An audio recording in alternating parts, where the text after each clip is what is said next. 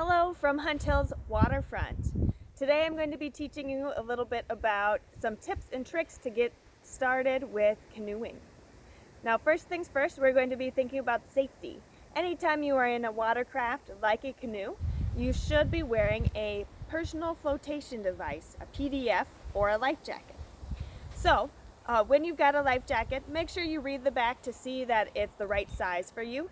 They'll have words in the back that'll tell you how many pounds that they can take and what chest size they are best for. So find one that's a good fit for you. Once you've found one, make sure that you clip all of the different buckles that are on there.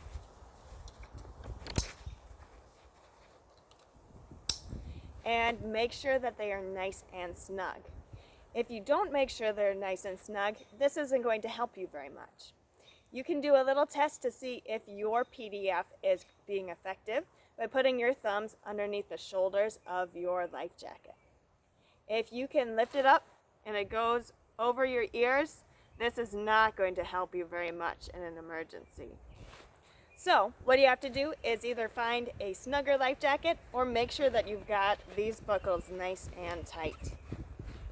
I can tighten up these buckles quite a bit just by pulling on the strap at the end of the buckle. Now that I've got it nice and tight, it won't budge past my chin, so it is very safe. Once you're fitted for a PDF, you can also fit yourself for a paddle. We have lots of different options.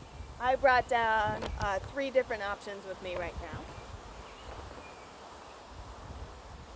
Now when you're fitting yourself for a paddle, what you're going to want to do is you'll set it on the ground just in front of you, and then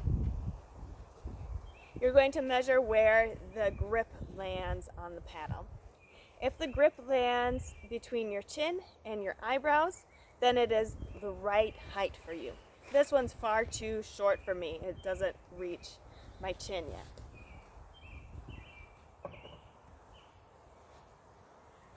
This one is way too tall for me, so I can't use this one either. But if I test out this paddle, it lands just about at my eyebrows. So this one is an acceptable height for me. Once you've got your paddle, you can learn a little bit about the different parts of it. So at this end, we have the grip of the paddle. That is where you grip the paddle. Then this long part is called the shaft, and the flat part is called the blade, like a blade of a knife. When you're holding it, what you will do is you're going to have one hand always up on the top of the grip. You can set your palm against it and then have your fingernails pointing out or away from you. Your other hand is going to make a thumbs up, and you can open it up and grab onto the paddle, wrap your hands around, and then wrap your thumb around. That will give you a nice, good, firm grip. Now, if you're trying to figure out how far apart you should put your hands, what you can do is you can set it on top of your head and adjust your hands so that your arms are making a 90-degree angle. This is called the paddler's box. That'll give you a lot of power if you have your arms that distance apart.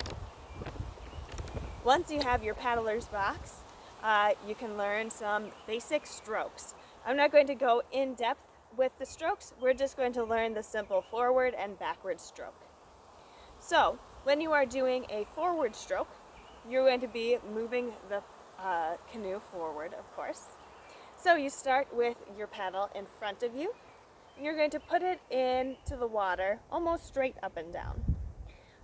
Then you're going to push the water back till about your hip. Then you can take the paddle out of the water and do it again. Now, after a while, I might need to switch sides, but I'm not going to switch sides like this, because that's going to be very uncomfortable to paddle. So instead, I'm going to bring my top hand down to here, and then I can slide my other one up so that it's on top of the grip. Then I continue with my forward paddle. Now there might be some times where you need to paddle backwards. For example, if you're going to run into something or you need to slow down, you might paddle backwards. That, or if you are stuck in a certain spot and you need to get out of that spot, you might also have to paddle backwards. So, to paddle backwards, you're going to do the opposite of our forward stroke. So you're going to start with the paddle behind you at about your hip, and you're going to push the water that is in front of you. So you'll push yourself backwards. You can do this on either side. Finally, we'll talk a little bit about the roles in the canoe. If you are sitting in the back or the stern of the canoe, you are the steerer. And if you're sitting in the front or the bow of the canoe, then you are the power. The steerer's job is to determine which direction you're going to go. So if you are steering, what I like to do is imagine that the water is a wall and I'm pushing off of that wall. So if I use my paddle and I push off of this wall right here, I'm going to push myself this direction. If I do the opposite and I use my paddle to push off of this wall here, I'm going to go in this direction. So you are always going to be paddling on the opposite side of which direction you want to go. Now if you're in the front or the bow of the canoe, you will be paddling on the opposite side of whoever's in the stern.